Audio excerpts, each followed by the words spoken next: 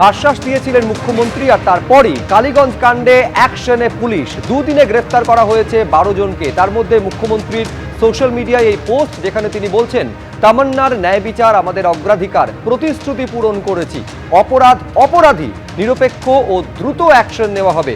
একেবারে ধৃতদের তালিকা দিয়ে কালীগঞ্জ কাণ্ডে কড়া বার্তা দিয়েছেন মুখ্যমন্ত্রী।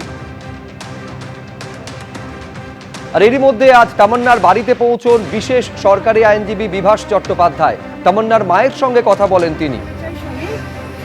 মেয়েটাকে ভালো মতো মানুষ করে ইচ্ছে ছিল ডাক্তার বানাবো, তো তার জন্য যতটুকু আয় করতো মেয়েটার পিছনে দিত। আপনি মেয়েকে নিয়ে এখানে দাঁড়িয়েছেন? আর যা হাঁটছিলাম ওকে পুকুরে নিয়ে যাচ্ছে? হ্যাঁ, পুকুরে নিয়ে যে মেরে দিয়েছে ওরা। যখন ওই সামনে ওখানে ওই কথাগুলো ওখানে বললাম, ওইগুলো বলে তখন মেরে দিয়েছে। মেয়েটা এখানে পড়ে গেছে, আমি ওখানে পড়ে গেছি, আর কিচ্ছু নেই। কেউ এবার ওরা আব্বু যে একটা ভালো মানুষ, ওরা সব দেখছে মেরেছে। আবার দেখছি যে তামান্না মেরে গেছে, ওটা করছে দেখছে দাঁড়িয়ে দিয়ে। আর ওরা ওদের পায়ে মারিস না, মেরো না ভাই, মেরো না, মেরো না, ওরা সব দেখছে মেরেছে। আবার দেখছি যে তামান্না। চেষ্টা করছি যে কি আমরা শেষ পর্যন্ত করতে পারি। হ্যাঁ, ওর তো দিদি এভিডেন্স বোঝে, আর তো কিছু বোঝে না। আমাদের সাক্ষ্যটা জোগাড় করতে হবে। আছে, অলরেডি আছে, এরকম নয় যে একবারে খুব বাজে ইনভেস্টিগেশন আছে, কিন্তু তারপরে আরও ভালো করা যায়। সেটা কীভাবে করা যায় সেটা আমরা করব।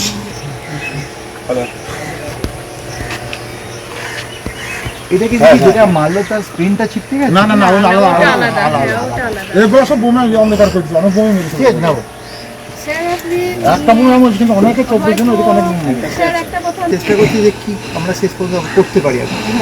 ওর তো দিদি এভিডেন্স বোঝে, আর তো কিছু বোঝে না। আমাদের সাক্ষ্যটা জোগাড় করতে হবে।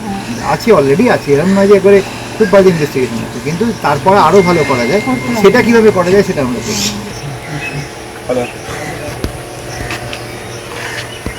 এটা কি যেটা মারলো তার স্ক্রিনটা ছিটকে গেছে? না না না, এটা সেই মুহূর্তের ছবি দেখতে পাচ্ছেন, যখন বিশেষ সরকারি আইনজীবী তামান্নার মায়ের সঙ্গে কথা বলেন এবং যাবতীয় আইনি সহযোগিতার আশ্বাস দিয়েছেন তিনি। আমি প্রথমে বলবো যে মুখ্যমন্ত্রীকে অসংখ্য ধন্যবাদ। উনি আমাকে সময় দিয়েছে, আমার কথা শুনে প্রত্যেকটা ক্রিমিনালকে অ্যারেস্ট করছে। আমি যে পিপি চেয়েছি সেই পিপি দিয়েছে। অসংখ্য ধন্যবাদ রানাকে, মীনাক্ষী দিকে, ওনারা আমাকে ওখানে সিএম এর কাছে নিয়ে গেছেন। অসংখ্য ধন্যবাদ জানাতে চাই প্রত্যেকটা মিডিয়া সাংবাদিক ভাইদেরকে, যারা আজ থেকে 1 বছর আগে থেকে আমার সঙ্গে আছে এবং সহযোগিতা করছে। এবিপি আনন্দ, এগিয়ে থাকে, এগিয়ে রাখে।